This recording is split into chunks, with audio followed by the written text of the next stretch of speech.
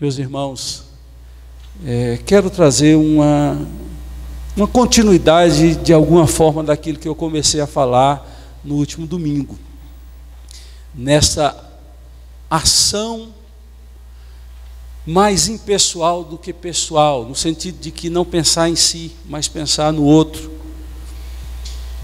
E quero trazer não mais a história, a parábola do bom samaritano, mas quero chamar como testemunha a pessoa de um homem chamado Barnabé. O texto vai ser projetado, está em Atos dos Apóstolos, capítulo 4, versículo de número 26. Atos dos Apóstolos, capítulo 4, versículo 24. Atos capítulo 4. 36, melhor dizendo, eu errei.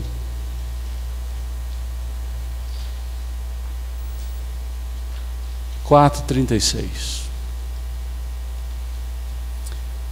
É apenas um fragmento do texto, mas é importante pegar isto para daí a gente ampliar e falar mais sobre José Barnabé. José era o seu nome de nascença, seus pais colocaram nele. E esse texto nos informa que os apóstolos rebatizaram este homem, dando um apelido a ele. José, a quem os apóstolos deram o sobrenome de Barnabé, que quer dizer filho da exortação. Na versão corrigida, na versão antiga, falava filho da consolação. Em algumas versões mais atuais, diz filho do encorajamento, que quer dizer filho da exortação, levita natural de Chipre. Pois bem, eu quero ler a frase da semana que está no nosso boletim, que esta semana passada eu fui confrontado com esta palavra e fiquei tão maravilhado com a verdade aqui contida que quero, mais uma vez, olhando para a vida de Barnabé, olhando para o que foi falado domingo, dar continuidade e pensar no que esta frase diz. Seja um encorajador. O mundo está cheio de críticos. Seja um encorajador. O mundo já está cheio de críticos. Nós somos, por tendência do nosso pecado, tendentes a apontar o dedo, tendentes a criticar, tendentes a não achar bom, tendentes a reclamar. É da nossa natureza pecaminosa. É claro que alguns vêm com um defeito de fabricação mais grave.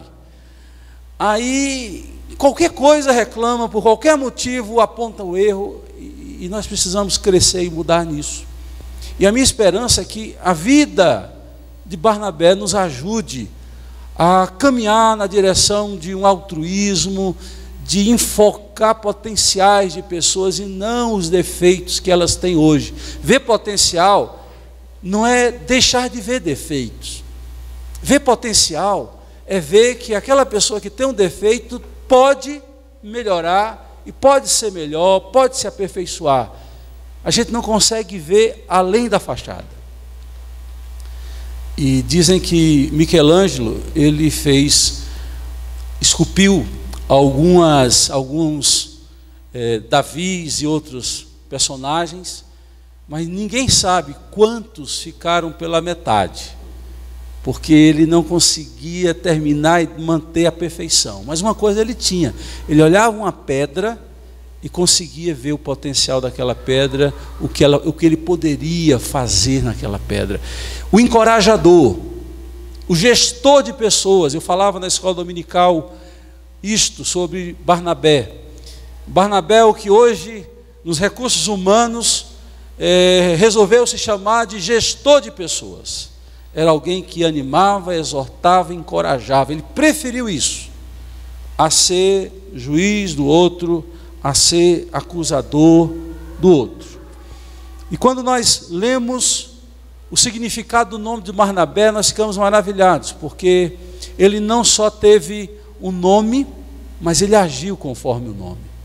Os apóstolos viram nele essa capacidade de se condoer da dor humana, se condoer dos defeitos das pessoas, e de como ele se aproximava, se doava, investia para que as pessoas melhorassem. E aí há uma grande diferença entre você encontrar aquele que é capaz de diagnosticar um erro e apontar um erro e ficar só nisso, e aquele que é capaz de diagnosticar um erro e dizer: eu vou te ajudar a melhorar nisso. Isso é um gestor de pessoas. É alguém que investe na melhoria e não apenas no apontar de defeitos e falhas. Quando eu olho para a vida de Barnabé, registrada no livro de Atos, começa no capítulo 4 e vai terminar no capítulo 15, no finalzinho do capítulo 15 de Atos dos Apóstolos. É uma história muito rica. Lucas, que escreveu o livro de Atos, deu uma importância particular a Barnabé. E louva a Deus porque Deus conduziu Lucas a destacar este homem de Deus, usado por Deus, que tem muito a nos ensinar. A primeira menção de Atos que Barnabé faz na Bíblia é na sequência desse versículo. Se você tiver com a Bíblia aberta, você vai ver que lá é dito que ele, tendo uma posse, um terreno, resolve vender e doar esse grande recurso para ajudar os irmãos da igreja de Jerusalém. E ele vai lá e coloca aos pés dos apóstolos, na intenção clara de mostrar o seu amor, de ser generoso, de ser altruísta e de compartilhar com quem não tem.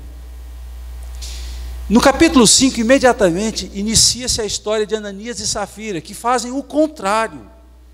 Barnabé é colocado propositalmente por Lucas como o contraste de Ananias e Safira, que venderam também um lote, um terreno, e que sonegaram a informação, e que deram parte apenas, e levaram a fama. Olha que pessoa generosa, doando gentilmente para os apóstolos um recurso, e lá no coração havia mentira naquele ato de dar, porque não era inteiro, era mesquinho, não havia generosidade.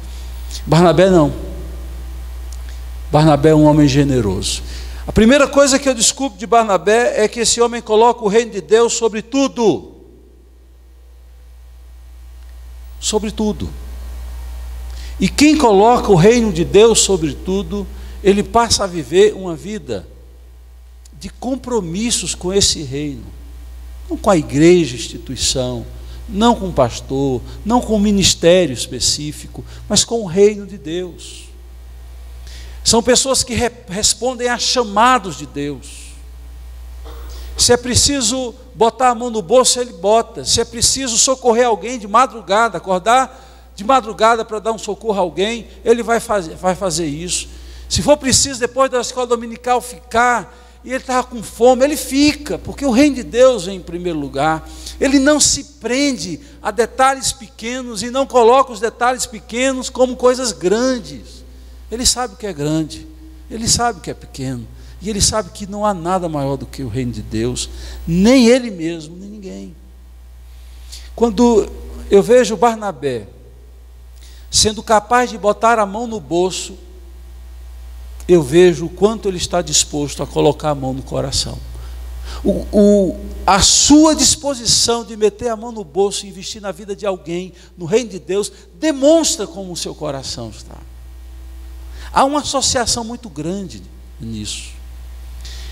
Quando o jovem rico procurou Jesus querendo a salvação, ele disse: bom mestre, o que hei de fazer para herdar a vida eterna?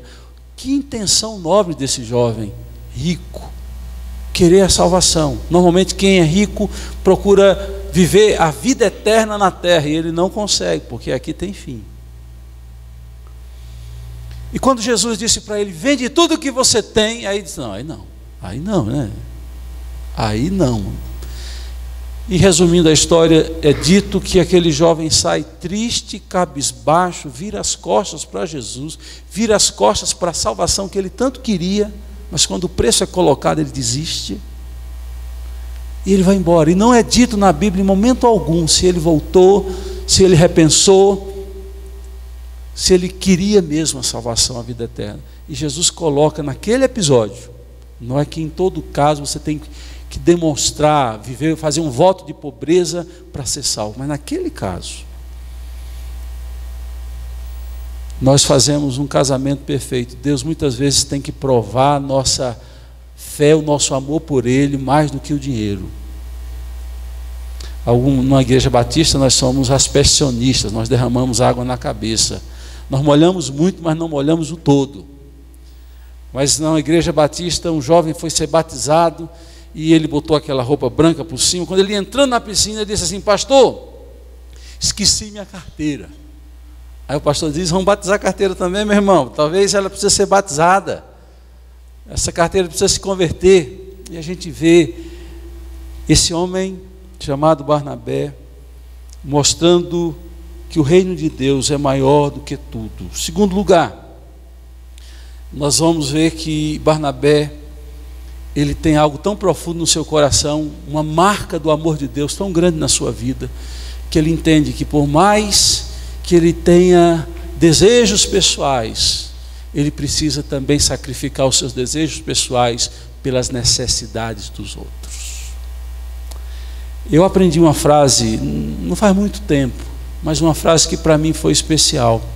E vou explicar e depois eu digo a frase.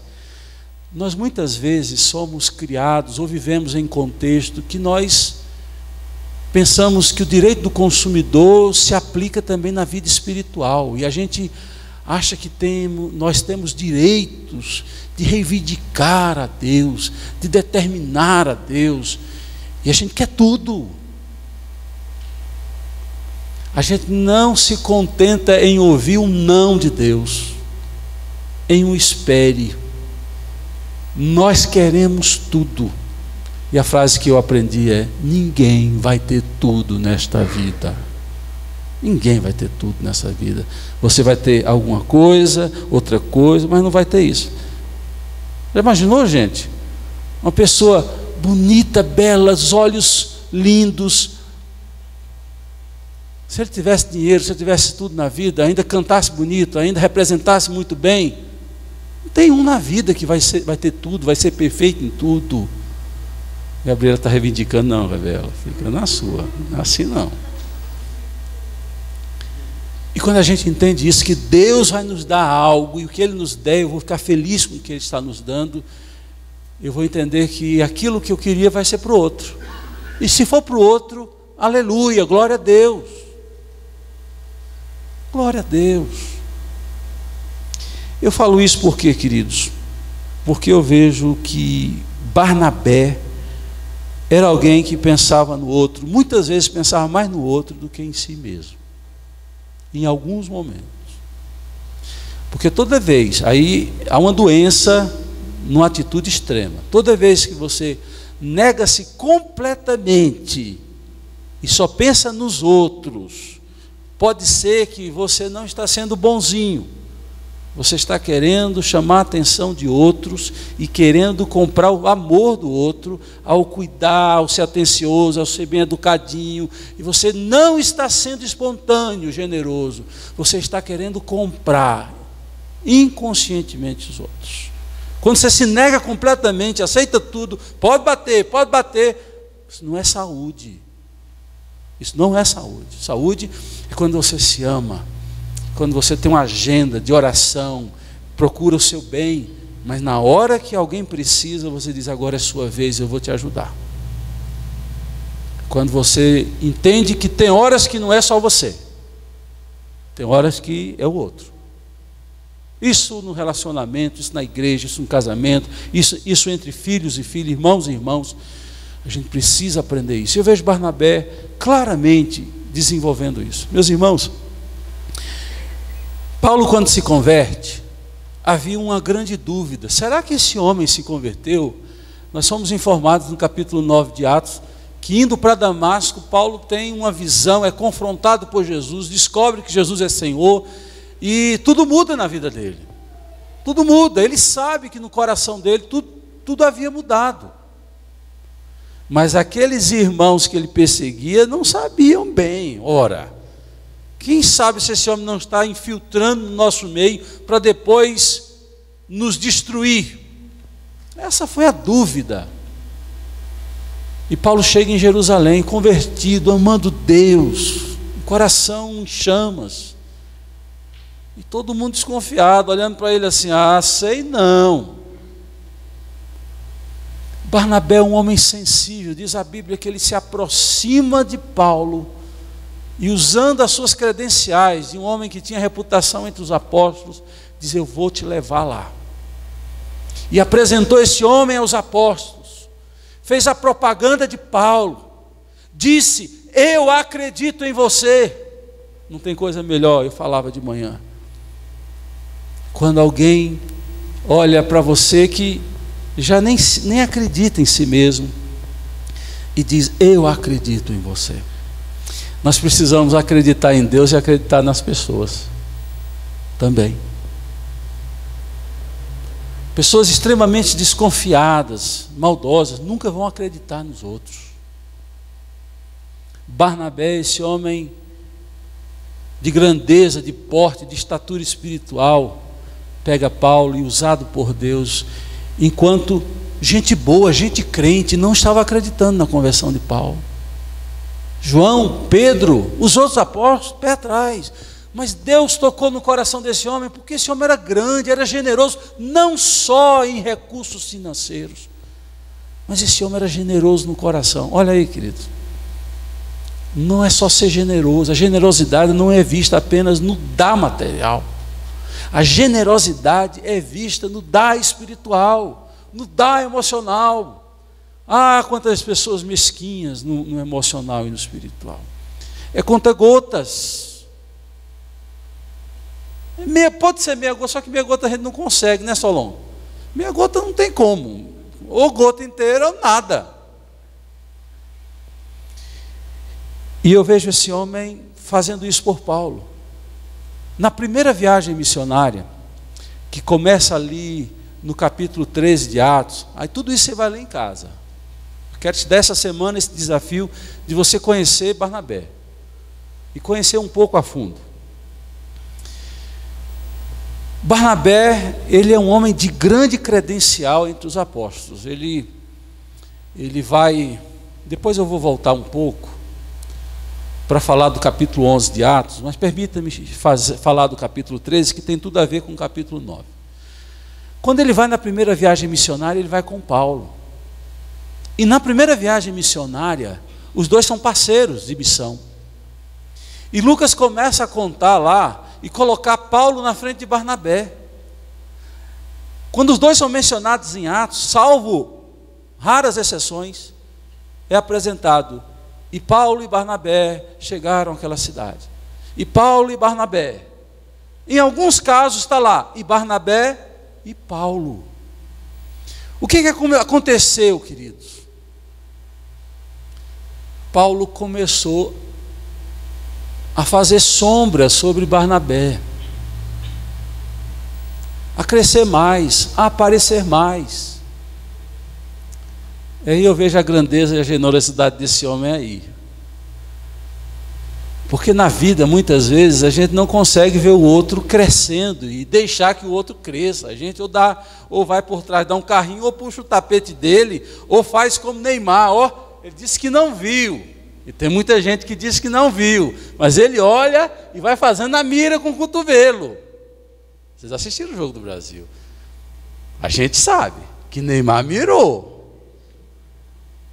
Aquela cotovelada não foi solta, ele mirou. E quando alguém passa de nós, quando alguém chega e quer sentar na janelinha, incomoda, né? Tem muitas pessoas que não conseguem ver um irmão ser abençoado, prosperar. Parece que incomoda. Barnabé não se incomodava. Não há momento algum nas Escrituras que Barnabé chegue e diga: ô Paulo, vamos deixar bem claro aqui, quem chegou primeiro sou eu, quem dirige esse ônibus sou eu. Não. Esse Barnabé parece muito com João Batista. João Batista veio primeiro, começou a pregar, multidões iam para o Jordão no deserto para ouvi-lo pregar, para ser batizado por ele. Aí um belo dia Jesus aparece, ele olha e diz: eis o Cordeiro de Deus que tira o pecado do mundo. E João Batista tinha discípulos. E Jesus começou a fazer, entre aspas, sucesso. Aí os discípulos de João Batista, sempre tem um, viu, que vai chegar. Você vai deixar? Você vai deixar isso passar em branco? Como é que pode? Sempre vai chegar alguém, viu, gente? Não tenha dúvida, vai chegar alguém. Aí os discípulos chegaram para Jesus e disseram assim, para João Batista: você vai deixar? Esse Jesus chegou agora, está sentando na janelinha. Aí João Batista disse: importa que ele cresça e eu diminua. Importa que ele cresça e eu diminua. Às vezes nós precisamos aprender a ser eclipsado. Às vezes nós precisamos deixar que o outro cresça. E às vezes o outro vai crescer não porque ele é melhor que você, porque ele está pagando um preço maior, ele se dispõe mais, ele ora mais, ele está ali na presença de Deus. Aí Deus vai levá-lo, vai usá-lo. Se dispõe que vai acontecer o mesmo com você. Fica com inveja não, irmão. Inveja, além de ser feio, te faz semelhante a Caim. E Caim matou Abel por causa da inveja. Volta agora para o capítulo 11. O capítulo 11 é um capítulo importantíssimo para a história da igreja. Capítulo 11 de Atos. Por quê? Barnabé está em Jerusalém com os apóstolos. Paulo, no capítulo 9, tinha visitado Jerusalém, sido apresentado, e foi para Tarso, a cidade dele. Paulo de Tarso. Tarso não é sobrenome, eu falava isso de manhã. Tarso é a cidade de onde ele era. Os apóstolos mandam Barnabé para Antioquia, da Síria, porque no Facebook de alguém de Antioquia estava lá: aconteceu uma coisa sensacional, Jesus de Nazaré está operando aqui, pessoas estão se arrependendo, crendo, sendo abençoadas, curadas. Aí quando Pedrão chegou lá um dia lá no Facebook dele assim, diz: uai, mas eu sou apóstolo, não estou sabendo de nada. Vai lá, Barnabé, vê o que está acontecendo. Aí Barnabé chega, e aquele coração generoso, grande, diz lá no capítulo 11 que Barnabé chegou e viu a graça de Deus, a percepção espiritual, a sensibilidade espiritual. Ele viu que Deus estava agindo, e ele pegou o celular e disse assim: Pedrão, rapaz, o negócio aqui é grande, é coisa de Deus. Estou te passando imagem pelo Zap. Olha aqui, como Deus está agindo. Ele não só identificou a ação de Deus, ele disse: essa obra não pode parar. E era entre gentios, não era entre judeus. E os judeus, poxa, é para os judeus, não, é para os gentios. Diz a Bíblia que no capítulo 11 de Atos, ele manda chamar Paulo em Tarso, diz: você vai ficar aqui, você vai me ajudar nesse trabalho. E eles passam mais de um ano trabalhando. E eles começam a orar e jejuar para buscar a vontade de Deus. A vontade de Deus tem que ser confirmada. Não é só você que sente. Outras pessoas têm que confirmar e dizer: verdade, Deus está agindo. Esse povo começou a orar e o Espírito Santo falou: separai-me agora. Atos capítulo 13, já em Atos capítulo 13, versículo 1 e versículo 2. Separai-me agora, Barnabé e Saulo, para a obra que tenham preparado. E preste atenção numa coisa muito importante. Às vezes nós somos generosos para dar o que nos falta. Aliás, aquilo que não vai nos fazer falta, aquilo que está sobrando. Aí nós somos generosos. Mas nós não somos generosos para dar aquilo que é importante e grande para nós. Aquela igreja orou, e Deus tirou da igreja os 2 pastores principais para a obra missionária. Se a igreja fosse mesquinha, diria: não pode o pastor ir embora não, Paulo e Barnabé, e nós vamos ficar com quem? Quem vai pastorear essa igreja?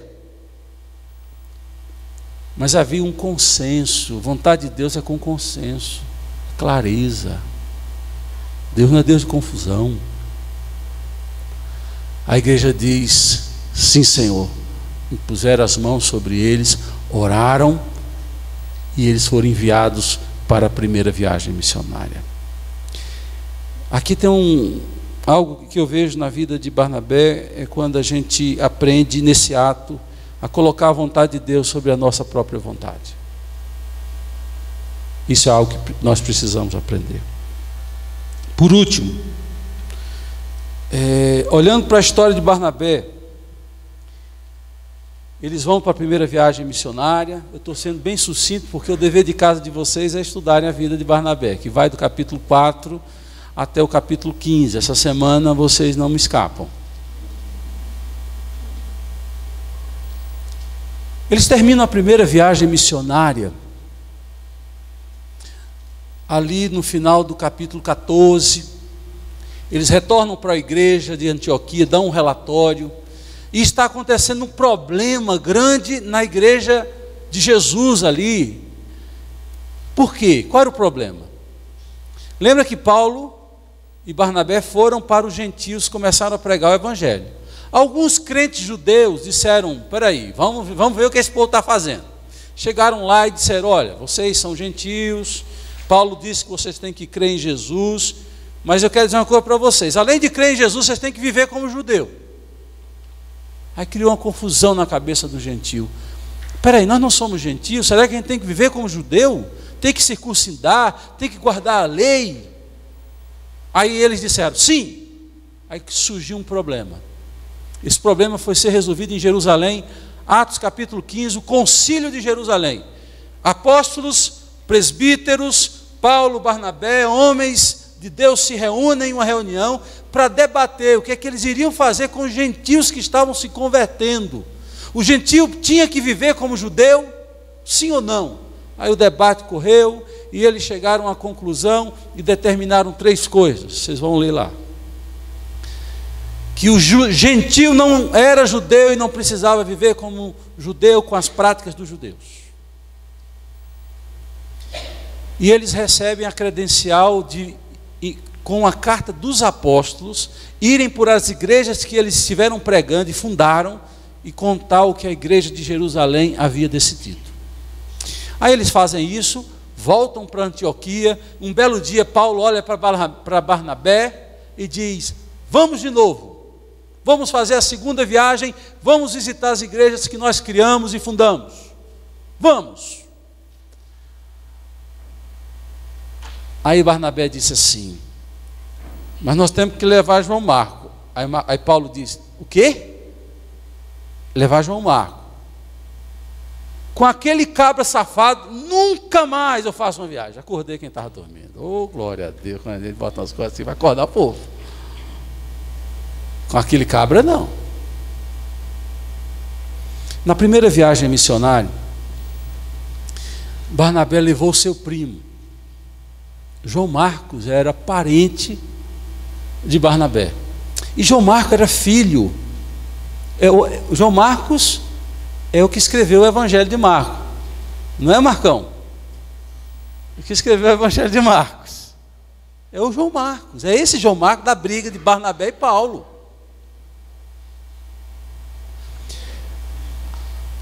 A última ceia, os estudiosos chegaram à conclusão de que foi na casa de João Marcos, no cenáculo. Ele era abastado. E quanto mais a gente tem, mais manhoso a gente fica, né? Mas achando que o mundo gira ao nosso redor, né? Porque não tem, né? Bom, João Marcos vai. Na primeira escala, as coisas começam a apertar, a perseguição começa a surgir. Ele diz: eu quero mamãe, eu quero voltar para casa. Compra a primeira classe para eu voltar para casa. Aí Paulo disse: ô Barnabé, eu disse você não trazer esse menino. Você trouxe esse menino. Agora esse menino está dando trabalho. Eu quero ir para casa. Ele voltou para casa. Abandonou na estrada os seus parceiros. Você vai ter na caminhada muita gente que vai te abandonar, mas Deus não vai te abandonar, querido. E João Marcos volta para casa. E Paulo ficou com aquilo no coração, né?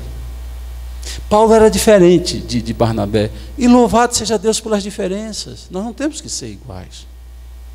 Nós precisamos ser crente. Iguais não. Na segunda viagem, Paulo diz: vamos fazer a segunda viagem. Aí Barnabé disse: oba, vamos. Aí Barnabé diz assim: nós temos que dar uma segunda chance ao João Marcos. É do coração de Barnabé. Ele é um animador no bom sentido, que anima as pessoas, que conforta as pessoas, que encoraja as pessoas. Para ele, João Marcos não era um caso perdido, para Paulo já era. Paulo diz assim: eu não vou nem que me amarrem, eu vou com esse homem mais. E diz que há uma dissensão entre eles tão grande que eles se separam. Eles rompem por causa de João Marcos. E a partir dali, não se fala mais de Barnabé, só se fala de Paulo. Você vai ver que a partir do capítulo 15, na segunda viagem, termina-se a segunda viagem missionária, a terceira viagem missionária, a viagem de Paulo para Roma, mas Barnabé não é mais citado, porque era preciso Paulo chegar em Roma, e o foco da carta, do livro de Atos, se coloca na vida e no ministério de Paulo. O que eu quero, por último, chamar a sua atenção? Eu quero chamar a sua atenção para esse homem que chegou a brigar com Paulo para investir em alguém que muitas vezes eu e você, ou certamente eu e você, não investiríamos mais.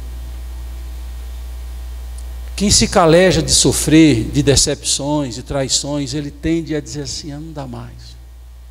Faltei dizer algo domingo, depois que eu saí daqui, eu disse: Senhor, era tão importante dizer, e eu não disse domingo passado, no sermão de domingo passado. Aí quando eu estava estudando a vida de Barnabé, Deus disse: você vai dizer o que você não disse domingo, porque era para dizer agora, não é para dizer domingo passado. Eu falava na história do bom samaritano, que 2 homens passaram e não ajudaram, e ele passou e ajudou. E eu fiquei pensando: por que esses 2 não ajudaram?